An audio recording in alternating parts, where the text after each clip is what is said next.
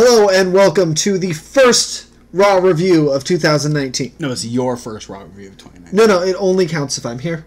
There's actually been a lot less Raw reviews than you guys think. What the hell are we doing on Mondays? Are we wasting our time? I do Sudoku puzzles on Mondays. Anyway, I have some things I need The first to get. official Raw review, we'll say. Sure. Yeah. And we are 2 weeks away from the Royal Rumble, and The first official Royal Rumble. it's the only Royal Rumble. But No, because they might do a second greatest Royal Rumble in Saudi Arabia. that's a completely different thing. That's for a belt, not a title shot. But it's still a Royal Rumble. Also, it Completely different thing. Anyway, doesn't make my statement untrue. Speaking of the Royal Rumble, things got a little interesting towards the beginning of Raw because Vince showed up in a limo. That limo then ended up being the hiding place of Baron Corbin as he was running from Braun Strowman. Then Braun Strowman destroyed said limo to get to Baron Corbin. Didn't get to Baron Corbin, but instead got his title match taken away from him. And so Vince and had $100,000. And $100,000. I forgot about the fine. Which I'd be more pissed about.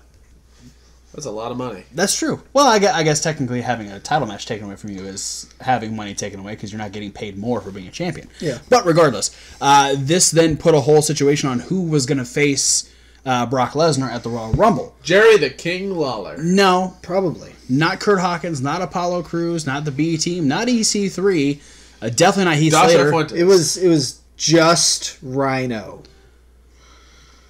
Yes. Just incredible. Well, no. I'd watch that. Anyway, no, we ended up having Vince go to the ring, and we had Drew McIntyre, we had John Cena, we had Baron Corbin, and Finn Balor all decide that they wanted to face Brock Lesnar. Not necessarily in that order. No, not in that order. But this all, a whole bunch of beefy chaos happened in front of Vince McMahon, and he made a fatal four-way, and the winner would face Brock Lesnar at the Royal Rumble. We also had a women's tag match where Sasha Banks and Ronda Rousey defeated Nia First Jax official and Tamina. women's tag match. Jesus Christ, Thomas. And then Ronda can't say anything right because everyone's offended by everything that Ronda says. Sasha Bunch of snowflakes. Sasha now has issues with Ronda. This carried over into the back. Bayley and Natty are trying to pull them apart and get them to stop just throwing catty remarks at each other. This then turned into a fight between Natty and Bayley, and then they were approached by the Riot Squad, and they're like, hey, you guys are getting along real well. You should find a partner and face us later. And Ned is like, yeah, I will. And Baby was It's like, like, what the really? fuck? The Revival defeated Lucha House Party. Yes! Dash. Woo, burn this shirt.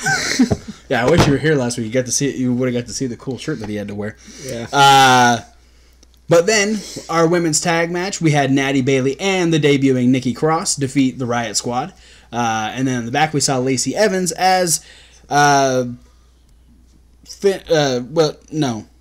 It's just a Bullet Club shirt. Yeah. Don't lie. Anyway, Lacey Evans was there. We had a lot of the new people show up on this Raw. A little popping up. Yeah, she showed up as Finn was heading to the ring because Jinder Mahal weaseled his way into a situation with Vince where Vince is like, hey. He sucked his way in. He did. He said... So says Michael Cole. Vince allowed him to pick one of the men in the Fatal 4-Way, and if he won, he got to take the person's spot. Out on a date. Oh. No. And so he chose Finn Balor. Finn Balor defeated Jinder Mahal, so he stayed in the Fatal 4-Way. Dean Ambrose was mad because he had to defend his Intercontinental title in a triple threat match. Against two guys. And just everything was wrong about it, but he was going to do and it. then- And then Seth and Dean Travis got was robbed. mad. I'm not gonna say the other person's name. Just say it was a black we guy. had it was Leo Rush, and I would be fine with that. A moment of bliss with the Leo Rush's protege in an upset victory is the champion. We had a moment of bliss with the brand new women's tag team titles. That was cool. Also, they look awesome. Also, Paul Heyman. Also, Dozer. Boom. Yeah. That was... The moment of bliss is... It is the most convoluted way to get the weirdest, messy segment possible on the show. Last week, it led to a number one contenders match. Yeah. This week, it led to... Otis. Boo Shucky Lou. Whatever. But then in the main event, Finn Balor defeated John Cena, Baron Corbin, and Drew McIntyre, and he will face Brock Lesnar at the Royal Rumble. Yeah, double stomp to explode John Cena's lower intestines. Goddamn right. Anyway, Thomas Wolfe, what did you officially like for the first time in 2019? Okay, I'm going to come out of left field on this just because I thought this was hilarious. Okay. I liked just Jinder out of nowhere just shoving Finn Balor off the turnbuckle during his intro. That, like, both times I saw that, I did not see Jinder Mahal anywhere near Finn Balor. And I was like, why is everyone giving Jinder all the credit for this? It's obviously Samir Singh. Yeah. No, it was just... I was just watching his entrance like normal, and then all of a sudden I just see Jinder just running out and just shove. Oh, yeah, trying to get that early advantage on Finn. Didn't work. Which you didn't really need, because, like, 30 minutes before that, Finn Balor just ate a Claymore kick. Yeah. Like, Finn ate a lot of shit on this show, and now he's getting a title match against Brock Lesnar. That's what happens when you eat a lot of shit. Well, no comment. What did you like? Beef. No. You know, I'm going to go with... what did I like?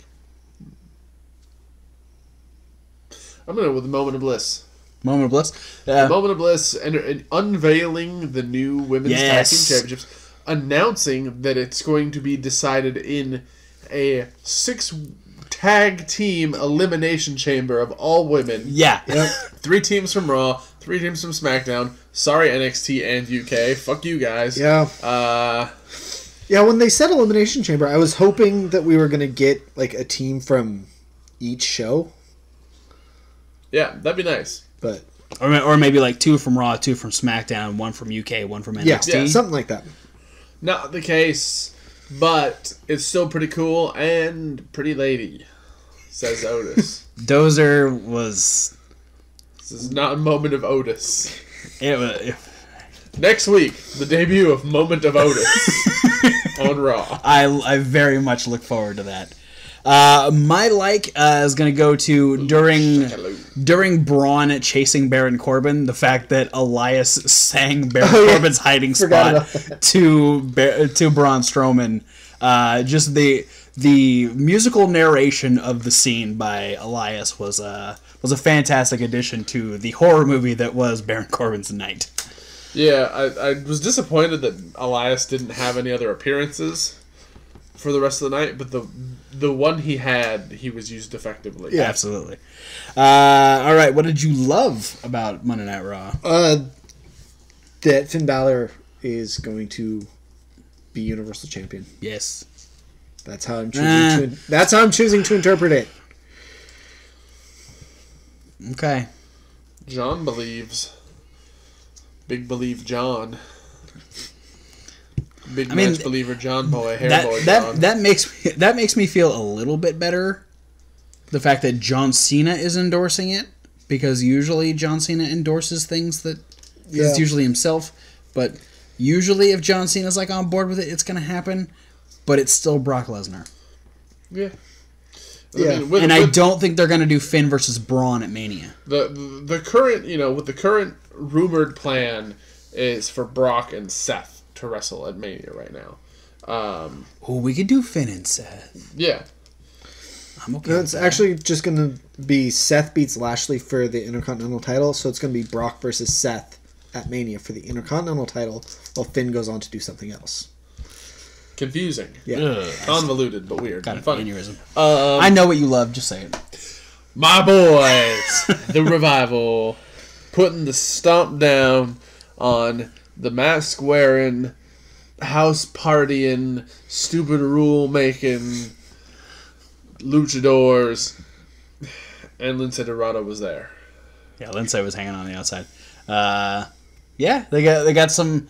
Corey called it poetic justice. Because, absolutely, we did see Dash shove the foot of Grand Metalik off the rope. That was the whole promo before their match. Was about the fact that Lucha House Party didn't do anything when obviously they could have seen that the foot was on the rope. Yeah, because that was the side of the ring that Lucha House Party was on, and the lumberjack match. Yeah. Win is a win. The handy jack match. That's a different. That's a different wrestling. That's a That's a different channel. Yeah. It's a different channel altogether. Well, you took my love, Thomas. I mean, we can both love the same thing. I know, but I wanna split it up. But no, you know what? I will like the fact that I will love the fact that I got to see Nikki Cross. No, there you go. Nikki Cross. I mean, I love Nikki Cross dearly. Doesn't matter where she is, what she's doing. She's always super fun. But I also really did love the fact that Finn Balor won all those things. And yeah, Finn Balor did win a lot. Yes, which is great for me. He won a match against Jinder. He won a 4-way match and John Cena's approval. Yeah. Which is really the most important win of all. There's only one more win he really needs, and that's the Royal Rumble. The real victory is John Cena's approval. That's what they don't tell you. It's like yeah. He's gonna win the Universal Championship, and his thank you speech. He's gonna thank John Cena for his for his approval. If it wasn't for John Cena's, if John Cena didn't believe in me, I couldn't have done this. I had to use the inner power of my John Cena beef. Yeah. So yeah. Nikki Cross and Finn Balor. Yeah. Scotland and Ireland. Loving it. What did you love? Or hate. Or, dislike that thing. I don't want to get to the dislike because... I can't think of a single thing wrong with this Monday Night Raw. I want to punch you, Thomas. I want to give you the first official punch in the face of 2019. Think of one thing that was wrong. This might have been a perfect Monday Night Raw. I can think of better Raws. But no, I don't want to steal your thing again. Here, ask me. I'm trying to be more positive in 2019. I don't know if I can go on a rant as well as I did a couple weeks ago. What did you dislike? Huh. Don't fucking do this to me. You know, it's... I have one. I have a dislike. Why is everybody so easily offended by Ronda Rousey? Yeah. Let's stop with the forced tension in specifically in the women's division. Yeah. Well, it's almost specifically always around Ronda Rousey. Yeah, because with the exception of when the Bella's heel turned. Yeah. That was kind of way more organic feeling. But, the whole thing where Stephanie had to come in and do, force tension between Ronda and Nia for them to start a feud. And then, this just seemed so... so out of place for Sasha to get mad at what Ronda said. Yeah. Because you would imagine, had it been any other thing other than, oh, man, there doesn't have to be a feud or tension for this match to garner attention. It literally could have just been Sasha going, "Oh, you think you're that good, huh? Well, we'll see how good you are at the Royal Rumble, and we'll see who taps who out." It's not like Sasha versus Ronda is the match that everyone's talking about right now, anyway. Considering Becky's going for the other title, yeah. Well, and then the fact that the potential of Becky versus Ronda is still on the horizon, and that's what everyone's... this match doesn't need to have any real... I don't want to say it doesn't need to have stakes to it, because every match should feel important, but it also doesn't need to have stakes to it, because it's kind of not that important. Yeah. Yeah, it's just one of those things. It's man, there was a time where not every single pay-per-view match needed... an animosity build. Yeah. This could have been, like you were saying, it could have been I respect you, you respect me, let's see who's better. Yeah. Yeah, it literally could have just been Sasha firing back at Ronda, Ronda making that comment, and then, sure, it could have stung Sasha a little bit and go, oh, okay, you think you're that good, huh? Okay, well, we'll see what happens when we get there, type of thing. It didn't need to be all of a sudden... Sasha was a whiny little bitch. She couldn't take the comments that Ronda was making, and then Ronda even tried to chill everything out. Hey, I didn't mean it that way. Literally, no matter what she said, Sasha was able to flip it around. Yeah, Sasha twisted it into a negative connotation. And it's just what can Ronda say in 2019? Huh? What can Ronda say? Absolutely nothing. You know what she should say? Why is Bobby Lashley the Intercontinental Champion, you piece of... He wasn't the Intercontinental Champion. Trashly. It would have been weird if Ronda had come out then and said, "Why is Bobby Lashley?" No, she should have said it then, so it didn't happen later in the show. I just don't know that would... I don't think that's how time actually works. I don't think that would have stopped it. People would have just been confused. And then they would have been like, "Oh, that's why she said that." Did you time travel? Did you make this happen? No. Where have you been the last couple weeks? I've been around. Not here. I go other places. Bullshit. You You sleep right there. You didn't know. Me and Thomas have been doing official Raw reviews without you. 2019 sucks already. You guys are doing the show without me. And Bobby Trashley is the fucking Intercontinental My favorite title goes on my least favorite regular person on TV.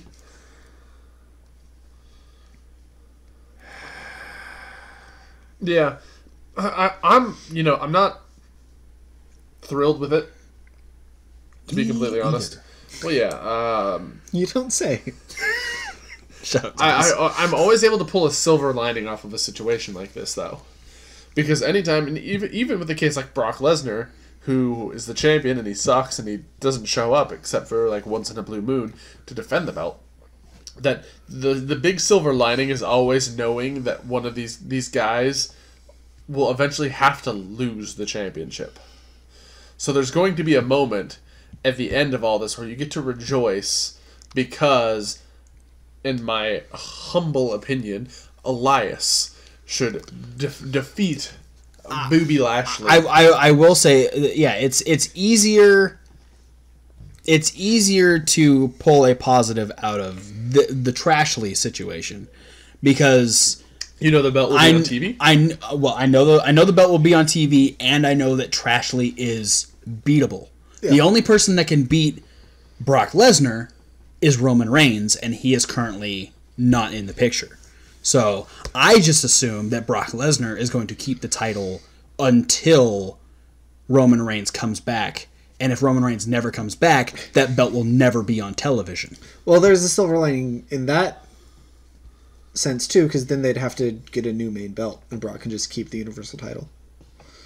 No, because then Brock would come back and he'd bitch, and they'd oh no, this isn't the real champion. I don't think they would, because they just give him money. Don't no, the WWE Galaxy Championship. No, I feel like no fucking Galaxy title. I feel like Brock's the type of guy. WCW Championship. If you just paid him, you said the WCW chunk. If you just paid him to keep a belt, like he wouldn't care what you did on TV. It's not like he watches the show anyway. Go back to UFC. No one wants you here. Yeah. That's to Trashley and Lesnar. Both of you go back to MMA in general. I don't care about Lashley. I do. You care about Lashley.